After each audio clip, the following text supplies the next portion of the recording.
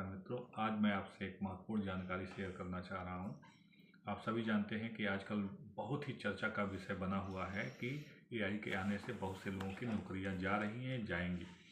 मैं आपसे कुछ फैक्ट इस पर शेयर करना चाहता हूं। निश्चित तौर पे जाएंगी, लेकिन किसकी नहीं जाएंगी इस पर हम लोग चर्चा करने वाले हैं। जैसे 2022 में जब चैट जीपीटी लॉन्च हुआ था तो उसके कंपटीशन में गूगल ने जेमिनी निकाला, माइक्रोसॉफ्ट ने कैपिलॉट निकाला और चाइना ने डीपसीक निकाला।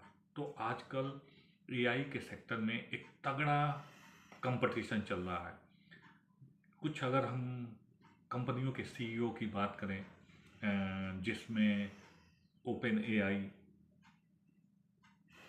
एनवीडिया एंड सेल्सफोर्स के सीईओ का कहना है कि कोडिंग के सेक्टर में सबसे ज़्यादा जो सॉफ्टवेयर इंजीनियर हैं उनके जॉब को खतरा है।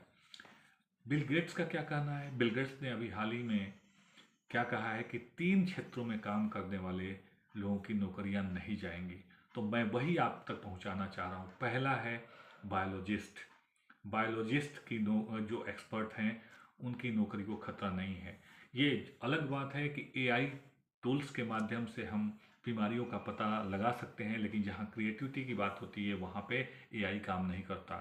इसी तरह से डीएनए के क्षेत्र में भी जो डीएनए एक्सपर्ट है उनके नौकरियों को भी खतरा नहीं है, कहाँ, क्योंकि यहाँ भी क्रिएटिविटी की जरूरत होती है जो एआई के पास नहीं है। तीसरा और महत्वपूर्ण है एनर्जी सेक्टर।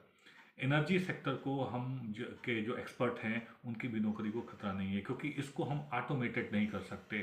तो दोस्तों, बायोलॉजिस्ट, डीएनए एक्सपर्ट और एनर्जी सेक्टर एक्सपर्ट की नौकरी को कोई खतरा नहीं है। लेकिन बिल गेट्स ने इसके साथ साथ ये भी कहा है कि आने वाले समय में एआई का विस्तार होगा और उसके लिए भी ह्यूमन रिसोर्स की आवश्यकता होगी। और दूसरा, उन्होंने यह भी स्वीकार किया है कि जो मनुष्यों के पास क्रिएटिविटी है, आदमियों के पास क्रिएटिविटी है, ह्यूमन बीइंग्स के पास क्रिएटिविटी है, वो कभी भी एआई के पास नहीं हो सकता।